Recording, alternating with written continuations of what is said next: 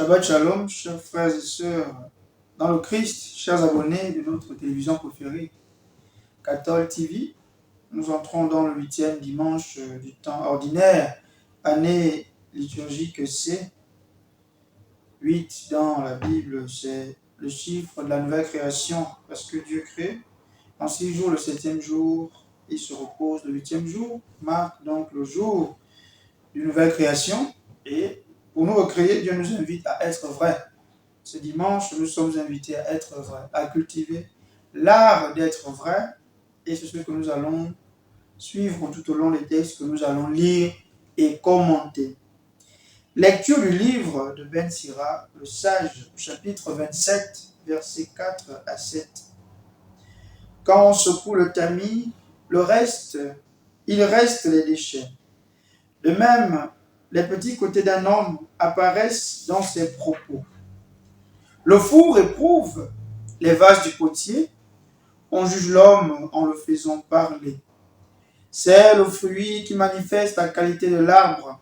Ainsi, la parole fait connaître les sentiments. Ne faites pas l'éloge de quelqu'un avant qu'il ait parlé, c'est alors qu'on pourra le juger. Ben Sirac, le sage, agit ici en homme sage, en nous plongeant dans l'univers sémitique pour les Sémites ou encore pour les hommes du Moyen-Orient ancien. L'humain se dévoile dans ses actes. L'humain se dévoile dans la parole, dans les œuvres qu'il accomplit, et c'est pourquoi le jugement de Dieu est basé sur les différents actes de quelqu'un. Ben Sirac, le sage, veut nous enseigner que pour arriver à déterminer qui est l'homme, quelle est sa nature, il faut d'abord l'éprouver. Il faut d'abord l'éprouver en écoutant ce qu'il dit.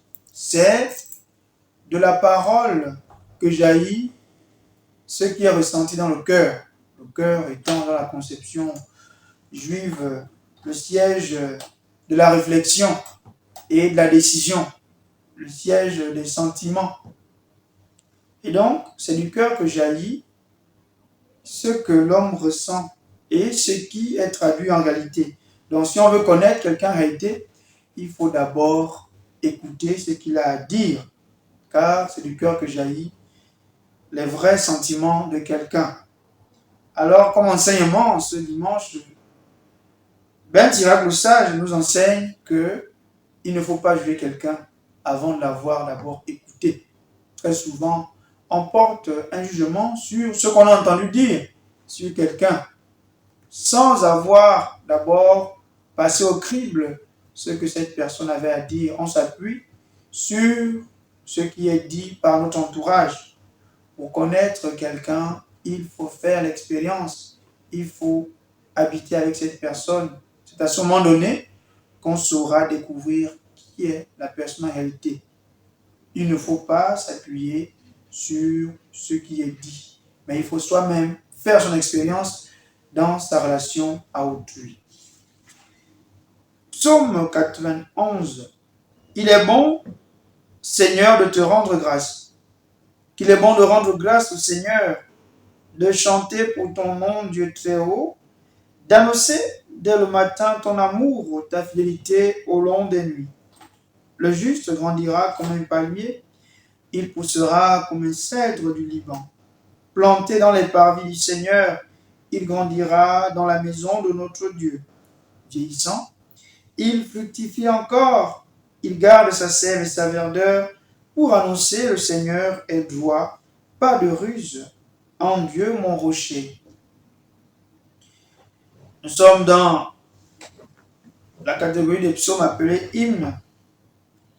Ce psaume est récité durant le Shabbat, le jour du repos où on consacre toute la journée à la méditation et à la parole de Dieu. Et ce psaume nous présente la figure du juste. C'est quoi le juste? Pour nous parler du juste, le psaume prend l'image d'un palmier. Le palmier, dans la Bible, est comparé de façon diététique à l'herbe. L'impie ressemble à l'herbe. l'herbe croît très rapidement, mais pour connaître une fin tragique. Donc, tel un impie, l'impie croît. Il connaît une prospérité, mais cette prospérité est pour aboutir à une fin tragique. À différence de palmier, il grandit lentement. Il grandit lentement et il porte du fruit durant une longue durée, même dans la vieillesse. Le palmier, on l'estime qu'il peut aller jusqu'à 100 ans de vie. Donc, du coup, il grandit lentement et sûrement. Le palmier est l'image de cet homme qui traverse des difficultés, mais qui tient bon dans sa foi au Seigneur. Pourquoi? Parce qu'il est enraciné dans les parvis du Seigneur. Les parvis du Seigneur ici représentent la parole de Dieu. Il est enraciné dans la parole de Dieu et c'est cette parole qui lui permet de tenir. Alors, comme enseignement que nous pouvons retenir, c'est que nous ne devons pas être comme les impies, comme l'herbe, chercher la facilité, chercher à grandir rapidement. Il faut plutôt chercher à emprunter la voie du juste, celle de celui qui évolue lentement, mais sûrement. Parce que ce qui est beau et grand se construit lentement, mais sûrement. Lecture de la première lettre de Saint Paul apôtre aux Corinthiens, chapitre 15, versets 54 à 58. Frères, au dernier jour, quand cet être périssable aura revêtu ce qui est impérissable, quand cet être mortel aura revêtu l'immortalité, alors se réalisera la parole de l'Écriture. La mort a été engloutie dans la victoire. Ô mort, où est ta victoire? Ô mort, où est ton aiguillon? L'aiguillon de la mort, c'est le péché. Ce qui donne force au péché, c'est la loi. Rendons grâce à Dieu qui nous donne la victoire par notre Seigneur Jésus-Christ. Ainsi, mes frères bien-aimés, soyez fermes, soyez inébranlables, prenez une part toujours plus active à l'œuvre du Seigneur, car vous savez que dans le Seigneur, la peine que vous vous donnez n'est pas perdue. Nous sommes dans la finale du sort réservé à ce qui va arriver après la mort, la question de la résurrection abordée par les Corinthiens. Depuis déjà 2 dimanches, Saint Paul essaye de faire comprendre aux Corinthiens ce que c'est que la résurrection des morts, eux qui ne comprenaient pas bien ce mystère. Et Saint Paul nous dévoile le mystère qu'il a reçu du Seigneur, le dévoilement de ce mystère, ce qui va arriver au moment de la résurrection. La victoire définitive de la vie sur la mort au dernier jour, l'ultime jour, le jour final. Qu'est-ce qui va arriver ce jour? Nous allons revêtir l'immortalité. Donc, notre corps va revêtir l'immortalité, va passer du vêtement de la mort au vêtement de la vie. Mais comment cela va se produire? En devenant immortel, la mort n'aura plus d'emprise sur nous. La mort n'aura plus d'emprise sur nous. Pourquoi? Parce que nous ne serons plus voués au péché. Alors, Saint Paul essaie d'expliquer comment est-ce que la mort procédait. La mort se sert du péché comme aiguillon. L'aiguillon est une belle image. L'aiguillon, ça représente un organe pointu qui permet de piquer pour inoculer un venin, tel par exemple un moustique qui a l'aiguillon, qui a un bec qui permet de piquer pour injecter une maladie. L'aiguillon, c'est aussi une arme pour exciter, par exemple, les animaux. Donc, la mort se sert du péché pour éloigner l'homme de Dieu. Alors, dès que le péché a éloigné l'homme de Dieu, alors la mort a le champ libre pour opérer, pour nous vouer à la perdition. Voilà comment la mort possède ces images que Saint Paul prend ici. Vous comprenez pourquoi Saint Paul dit dans la lettre aux Romains que le salaire du péché, c'est la mort. Donc la mort se sert du péché pour détruire l'homme. Alors, Saint Paul chante la victoire que nous aurons par l'assurance de Jésus-Christ qui lui déjà a vaincu la mort. Donc Jésus est l'assurance que nous aussi, nous allons ressusciter, que nous ne serons plus voués au péché et que nous aurons le dessus sur la mort. Pourquoi? Parce qu'il a vaincu le péché, donc il a vaincu ce qui peut conduire à la mort et il devient donc immortel. Et c'est le sort qui nous est réservé. En attendant, quelle attitude qu'il faut avoir? Saint Paul donne l'attitude à avoir, c'est celle de travailler aux œuvres du Seigneur, travailler à l'œuvre du Seigneur, non pas en restant des êtres paresseux qui attendent tranquillement leur résurrection, non. Mais travailler aux œuvres du Seigneur, c'est être amené à pratiquer des œuvres de charité pour se conduire, se comporter déjà en ressuscité par anticipation. C'est ça, travailler aux œuvres du Seigneur. Donc, dans l'attente de ce que le Seigneur nous réserve, ce qu'il attend de nous, c'est de faire le bien en étant des êtres charitables. Évangile de Jésus-Christ selon Saint Luc, Luc chapitre 6, versets 39 à 45. En ce temps-là, Jésus disait à ses disciples en parabole, « Un aveugle peut-il guider un autre aveugle? Ne vont-ils pas tomber tous les deux dans un trou? Le disciple n'est pas au-dessus du maître, mais une fois bien formé, chacun sera comme son maître. Qu'as-tu à regarder? La paille dans l'œil de ton frère, alors que la poutre qui est dans ton œil à toi, tu ne la remarques pas. Comment peux-tu dire à ton frère, laisse-moi enlever la paille qui est dans ton œil, alors que toi-même ne vois pas la poutre qui est dans le tien? Hypocrite, enlève d'abord la poutre de ton œil, alors tu feras clair pour enlever la paille qui est dans l'œil de ton frère. Un bon arbre ne donne pas de fruits pourris. Jamais non plus un arbre qui pourrit ne donne de bons fruits. Chaque arbre, en effet, se reconnaît à son fruit. On ne cueille pas des figues sur des épines. On ne vendange pas non plus du raisin sur des ronces. L'homme bon tire le bien du trésor de son cœur qui est bon, et l'homme mauvais tire le mal de son cœur qui est mauvais. Car ce que dit la bouche, c'est ce qui déborde du cœur. On est dans la finale de ce qu'on appelle le discours sur la plaine, dans la version lucanienne de l'évangile, à la différence de Matthieu, le sermon sur la montagne qui va du chapitre 5 au chapitre 7. Ici, nous sommes dans le discours sur la plaine, à la fin de ces discours.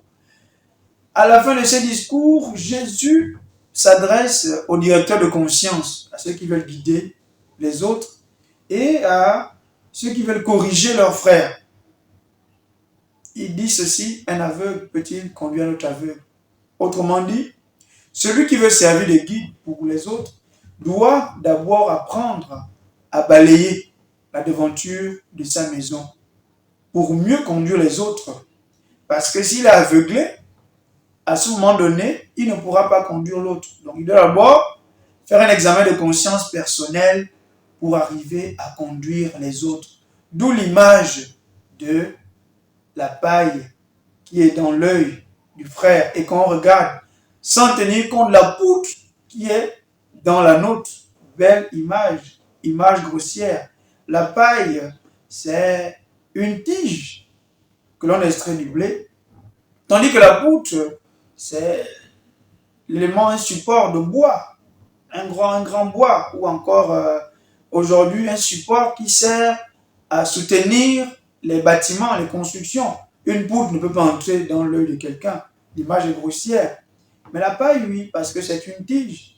Mais Jésus parle ainsi pour attirer l'attention sur les membres de la communauté qui passaient leur temps à chercher, à déceler la moindre petite erreur chez leurs frères, alors qu'eux-mêmes, ils font pire. C'est l'image de la poutre. La poutre incarne ici un grand mal, tandis que la paille incarne un moindre mal. Mais très souvent, la responsable communauté regarde d'abord la paille qui est chez les autres, sans tenir compte qu'eux, ils ont un plus grand mal en eux. Alors, Jésus invite à un examen de conscience.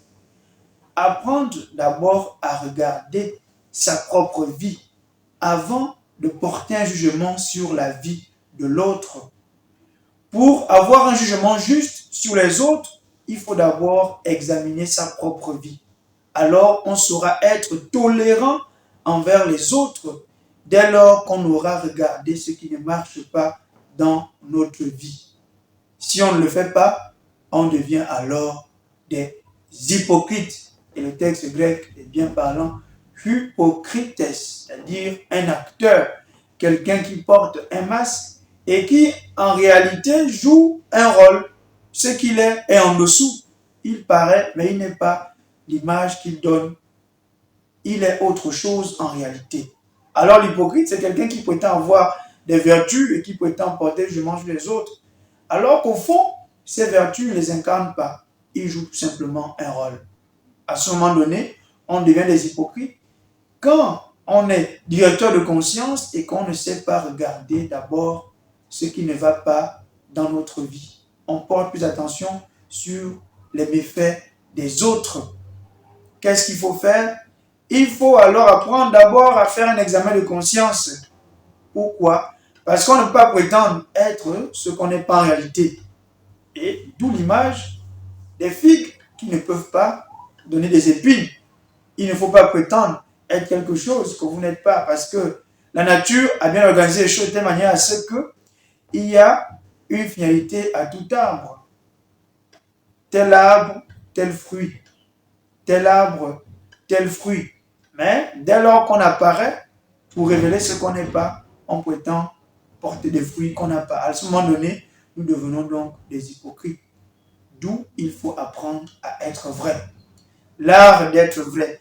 C'est en étant vrai qu'on saura être des dignes fils de notre Seigneur. Nous avons donc à réaliser pour nous qui dirigeons les autres, pour quelqu'un qui se dit gouvernant, s'il veut porter des jugements, il faut d'abord qu'il regarde comment est-ce qu'il gère le patrimoine qui lui est donné. Pour un directeur général, un directeur de société, s'il veut attirer l'attention sur une manière de fonctionner, il faut d'abord qu'il s'examine soi-même pour avoir un jugement objectif, apprendre d'abord à regarder comment on gère chez soi. Tel est ce que le Seigneur nous invite à réaliser en ce dimanche. Que le Seigneur nous donne la force et la grâce d'être vrai, mais qu'il nous donne surtout la grâce de demeurer fidèle à son service. Benedicat vos omnipotens Deus, Pater et Filius et Spiritus Sanctus. Bon dimanche à tous.